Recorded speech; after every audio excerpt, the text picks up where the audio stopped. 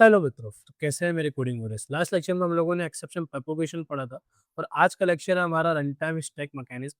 क्या होता है, किस तरह वर्क करता है, ये आज के लेक्चर में देखने वाले हैं। सबसे पहले हमारे पास बिना देरी करे प्रोग्राम है एक, जिसके अंदर स्टैटिक मेथड बनाई है वॉइड डिस्प्ले नेम से, और उसको हमने मेन मेथड से कॉल कराया है मेन स्टार्ट। देन क्या कराया है, डिस्प्ले इस वाले पर्टिकुलर मेथड को कॉल कराया हुआ है, तो ये कॉल होगा और डिस्प्ले मेथड इधर आ जाएगा आंसर में। देन इसके बाद लास्ट में आ जाएगा मेन एंड। अब क्वेश्चन ये आता है कि जेवीएम को कैसे पता चलेगा कि सबसे पहले ये वाला स्टैक कॉल होगा, देन फिर इस मेथड को कॉल करेंगे, देन ये मेथड जब खत्म हो जाएगी तो हमें वापस इधर आना है, देन इसको कॉल कराएंगे। ऐसे कैसे चलेगा? लाइक मैं आउटपुट को दिखाऊँ आपको और आउटपुट के साथ आपको समझाता हूँ कि मेरा क्वेश्चन क्या कहना चाहता है। प्रोग्राम रन हुआ, रन अब क्या आप देखोगे, सबसे पहले आया मेन स्टार्ट, फिर आया हमारा डिस्प्ले मेथड, फिर आया मेन एंडिंग। ठीक है, तो जेवीएम को कैसे पता चला कि सबसे पहले फ्लो कंट्रोल इधर था, देन फिर डिस्प्ले मेथड इधर थी, देन ये कॉल हुआ तो यहाँ पे आया, फिर प्रोग्राम का कंट्रोल फ्लो वापस इधर आया और लास्ट में मेन एंड आया। इसी कंसेप्ट को कहते हैं रन टाइम स्टैक मैकेनिज्म, जिसका आज हम लोग पूरा ओवरव्यू देखने वाले हैं और डिटेल में समझेंगे कि होता क्या। चलिए सबसे पहले शुरुआत करते हैं डेफिनेशन के साथ। डेफिनेशन क्या कहती है कि run time stack mechanism is a memory area used by JVM to manage method calls and their execution during program execution। Okay, क्या होता है इसका मतलब? इसका मतलब है कि रन टाइम स्टैक एक मेमोरी एरिया होता है जो कि जेबीएम यूज करता है मैनेज करने के लिए, कि जो भी मेथड्स कॉल आ रहे हैं, जो उनका एग्जीक्यूशन आ रहा है प्रोग्राम के एग्जीक्यूशन के दौरान, उन सभी। सिंपल भाषा में बोले तो रन टाइम स्टैक एक मेमोरी है, समझ के आप, बॉक्स की तरह एक मेमोरी है जिसको जेबीएम यूज कर रहा है। जो हमारा होल है जेबीएम, वो यूज कर रहा है किसको? मेथड्स कॉल को मैनेज करने के लिए। कौन सी मेथड कब कॉल हो रही है, किस तरह प्रोग्राम की एग्जीक्यूशन के दौरान मेथड्स को कॉल करा जा रहा है, एक के बाद एक के बाद एक के बाद एक मेथड्स को किस तरह कॉल करता है। अब अगर हम स्टैक मैकेनिज्म समझ रहे हैं तो उससे पहले हमको समझना पड़ेगा स्टैक फ्रेम क्या होता है। चलिए सबसे पहले समझते हैं stack frame. Run time stack समझने से पहले क्या करना है, स्टैक फ्रेम समझना इंपॉर्टेंट है सबसे पहले। ठीक है, डेफिनेशन क्या बोलती है? Stack frame is a data structure created by the JVM for each method invocation to store information required for executing that method। बहुत ईजी है। स्टैक फ्रेम क्या है? एक डेटा स्ट्रक्चर होता है जिसको कौन क्रिएट करता है? जेवीएम क्रिएट करता है हर एक मेथड इन्वोकेशन के लिए। तो किसके लिए कर रहा है वो? ताकि हम स्टोर कर सके रिक्वायर्ड इन्फॉर्मेशन जो भी उस मेथड को एग्जीक्यूट करने के लिए ज़रूरी है। अब रिक्वायर्ड इन्फॉर्मेशन क्या हो सकती है? लाइक वो वेरिएबल्स हो सकते हैं, लाइक उसका लोकल एग्जीक्यूशन हो सकता है, लाइक वो एड्रेस हो सकता है, एट्रीब्यूट्स हो सकते हैं। इस टाइप की जो भी डेटा है ना, वो स्टैक फ्रेम कैरी करता है। फॉर एग्जांपल हमारे पास एक स्टैक बना हुआ है, यहाँ पे ये हमारे पास स्टैक बना हुआ है। ठीक है, इस टैग के टॉप पे कौन है? मेथड नंबर 2, उसके बाद फिर मेथड नंबर 1, फिर मेन। अब ये क्या सिस्टमेटिक बनाया हुआ है किसने? जेवीएम ने। जेवीएम ने क्या करा, इसको प्रॉपर ड्रॉ करा और समझा कि पहले मेन मेथड कॉल हो रही है, देन फिर मेथड 1 कॉल हो रही है, देन फिर मेथड 2 कॉल हो रही है। और सबसे पहले 2 कॉल हुई है तो इसलिए टॉप कौन है? 2 है। इसके बाद क्या होगा? मेन मेथड के बाद मेथड 1 होगी, देन क्या होगा? मेन मेथड होगी। ओके, इस टाइप से पूरा स्ट्रक्चर चलने वाला है। तो स्टैक फ्रेम क्या करेगा, particular method 2, method 1, main method, तीनों के लिए अपने अपना फ्रेम बना के तैयार करेगा। एक फ्रेम होगी पर्टिकुलर मेथड के लिए, तो फ्रेम क्या करेगी? एक बेसिक इन्फॉर्मेशन कैरी कर रही हो। क्या करेगी? एक एक बेसिक इन्फॉर्मेशन कैरी करेगी, बेसिक इन्फॉर्मेशन जो क्या बताएगा? उस पर्टिकुलर मेथड का नेम, उसका एड्रेस, उसके लोकल वेरिएबल्स, उसके एट्रीब्यूट्स, ये सारी चीजें कौन बताने वाला है? फ्रेम बताने वाला है। इतना समझ में आया? अब अपन ने एक वर्ड पढ़ा था रन टाइम स्टैक, तो स्टैक समझना बहुत इंपॉर्टेंट है। स्टैक क्या होता है उसके लिए मैं आपको एक पिक्चर दिखाना चाहूंगा। यहाँ पे आते हैं, ये हमारे पास स्टैक चल रहा है, डाटा स्ट्रक्चर होता है। इसका मेन इन्फो होता है last in first out, last in first out.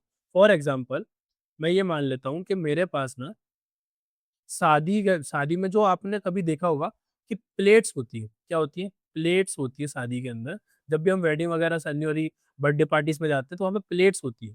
First plate, second plate, third plate, fourth plate, first last plate. Okay, इस तरह से सारी प्लेट्स अरेंज होती है। अब जो प्लेट्स है ना, उसमें ऐसा तो नहीं होगा कि लाइक मैं लास्ट वाली उठा लेता हूँ या बीच में से कोई सी भी निकाल लेता हूँ। बीच में से तो मैं गेट नहीं कर सकता ना। होगा क्या, जो भी प्लेट्स अरेंज हुई है, सबसे लास्ट में जो प्लेट रखी हुई थी मैं उसको सबसे पहले गेट करूँगा। देन ये निकल जाएगी तो फिर मैं इसको गेट करूँगा, देन ये निकल जाएगी मैं इसको गेट करूँगा। इसी टाइप से पूरा स्टैक काम करता है। स्टैक क्या होता है? लाइक एलिमेंट 1 है, एलिमेंट 2 है, एलिमेंट 3, एलिमेंट 4, एलिमेंट 5। ये हमारा टॉप है और ये हमारा बॉटम है। अब स्टैक क्या बोलता है? Last in first out. जो भी लास्ट एलिमेंट ऐड कराना है स्टैक में, वही हमारा फर्स्ट एलिमेंट बनेगा जो रिमूव करना चाहते हैं। तो सबसे पहले कौन बनेगा? मान लो हमारे पास इसके अंदर ना 2 चीजें होती है, पुश और पॉप, दो ऑपरेशन होते हैं, पुश और पॉप। पुश क्या करता है, डेटा एक एक करके अंदर डालता है इसके अंदर स्टैक के, और पॉप क्या करता है, डेटा उसमें से निकालता है। देखो एरो दिखा रहा है क्या, कि अंदर डाल रहे हैं, और इसका एरो क्या दिखा रहा है कि ये बाहर निकाल रहा है। तो पुश क्या करेगा, एक एक एलिमेंट डालेगा, लाइक पहले एलिमेंट 6 डाला, फिर 7, फिर 8। लेकिन पॉप क्या करेगा, पहले एलिमेंट 8 निकाला, फिर 7 निकालेगा, फिर 6, क्योंकि सबसे लास्ट में कौन डाला था, 8 एलिमेंट डाला था। देन कौन सा डाला था, 7, तो 7 निकालेगा, देन 6 तो 6, और आखिरी में कौन सा बचा, 5। तो इंसर्ट करते टाइम जो एलिमेंट था वो 5 था, और निकालते टाइम जो एलिमेंट है वो भी 5 रहेगा, बिकॉज लास्ट इन फर्स्ट था।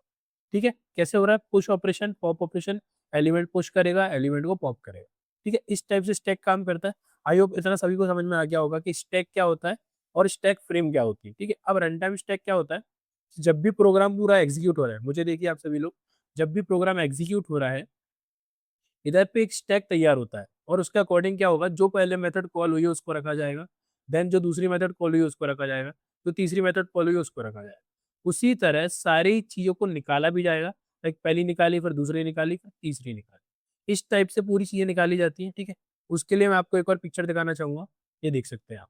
अब मान लो मेरे पास एक फंक्शन कॉलिंग स्टार्ट हुई है, मेन से स्टार्ट हुई है, तो मैं क्या करूँगा, सबसे पहले एक स्टैक तैयार करूँगा, ये स्टैक बना मेरा, जिसके अंदर मैंने मेन को पुट कर दिया।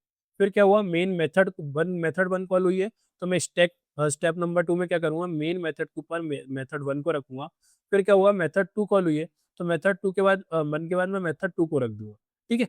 अब इसके बाद कुछ नहीं हो रहा है, इसके बाद प्रोग्राम खत्म हो रहा है, तो क्या होगा, एक-एक करके कॉलिंग खत्म होगी। सबसे पहले मेथड 3 मान लो, अगर मेथड 3 थी तो उसके बाद क्या होगा, मेथड 3 को बाहर निकाला जाएगा, बाहर निकाल दिया। फिर क्या होगा, मेथड 2 को बाहर निकालेंगे, स्टैक में कौन-कौन बचा, 1 और 2 बचा, 1 और मेन बचा। मेथड 1 को बाहर निकाला तो बचा मेन।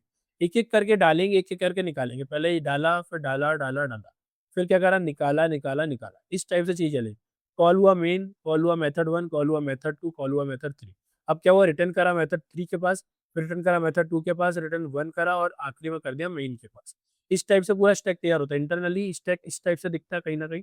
इसके अंदर पुश, पुश, पुश, पुश करा आपने। ठीक है, उसके बाद क्या करा, पॉप करा, पॉप करा, पॉप करा। 3 बार पॉप करा। इस टाइप से पूरा रन टाइम स्टैक मैकेनिज़्म काम करता है। ठीक है?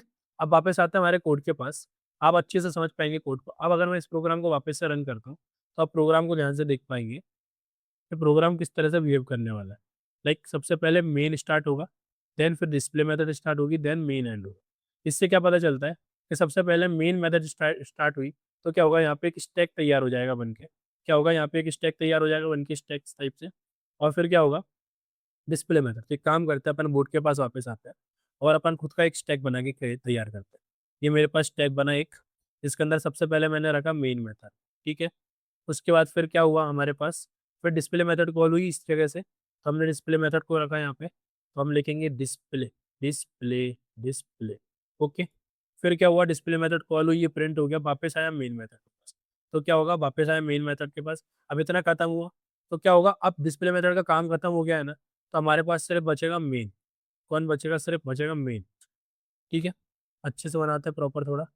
ये बचेगा हमारे पास सिर्फ मेन, और जब मेन मेथड भी कंप्लीट हो जाएगी तो हमारा स्टैक खाली हो जाएगा, और यहाँ पे कुछ भी नहीं बचने वाला, ये स्टैक एम्प्टी रहने वाला है। इस टाइप से वर्किंग होती है। सबसे पहले आपने मेन डाला था, तो सबसे पहले मेन डाला आपने, ठीक है, स्टेप बाय स्टेप। ठीक है, मेन डाला, देन डिस्प्ले कॉल हुई, डिस्प्ले का काम खत्म हुआ तो सिर्फ मेन बचा, मेन का काम खत्म हुआ तो खाली स्टैक। इस टाइप से रन टाइम स्टैक मैकेनिज्म पूरा काम करता है। ठीक है, आई होप सभी को समझ में आ गया होगा।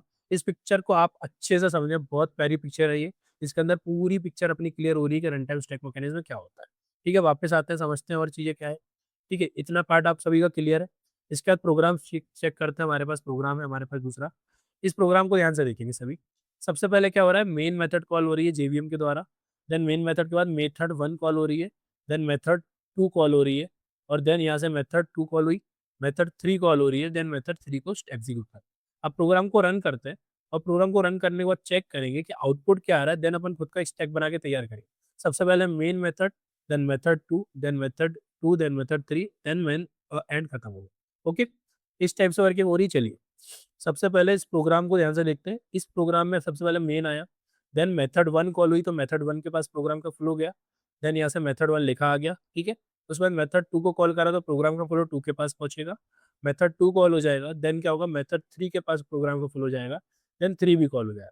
3 कॉल होगा तो इसको स्टैक से हटाया जाएगा, देन फिर इसको हटाएंगे, देन इसको हटाएंगे, देन लास्ट में मेन को हटाएंगे। चलो स्टैक बना के तैयार करते हैं अपन अपना, खुद का एक स्टैक बना के तैयार करते चलिए। कलर को करेंगे चेंज, कलर चेंज करके लेते हैं वाइट कलर। ओके, चलो बना के तैयार करते हैं। हाँ, सबसे पहले मेरे पास स्टैक बनेगा, ठीक है।